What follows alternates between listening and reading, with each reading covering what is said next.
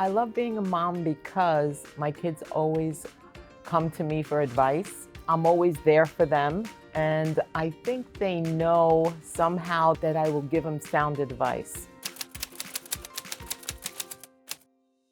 When my kids were young, I would say that I did a lot of things actually.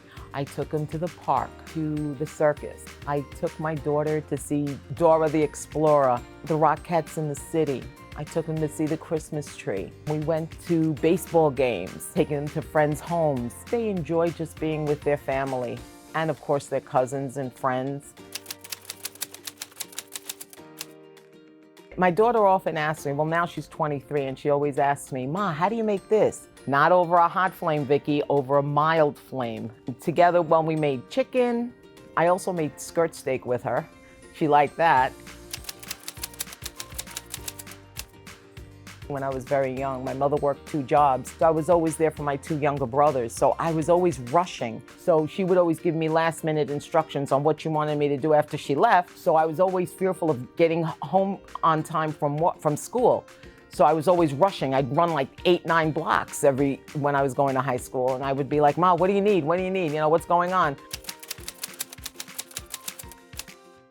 Starting work again, I was always fearful that I wouldn't get everything done before I left to go to work. In those days, you know, they didn't have machines and all these things that the parents of today have, so everything was done by hand. I had to actually boil pots of water to sterilize the bottles, and I had to get everything ready and bring my oldest to my mother's, which was a few blocks away in the snow and everything, so I can go to work. So I had to make sure the night before that I had packed everything before I was ready to just get my son ready to leave in the morning and get myself ready. So it was always a rush. That was my fear, that I wouldn't get to work on time also.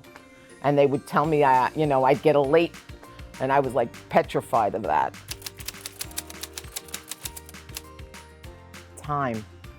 If I could have time, because I can't get to everything sometimes. And sometimes I wish there was 2 of me. One to get everything done and one to rest.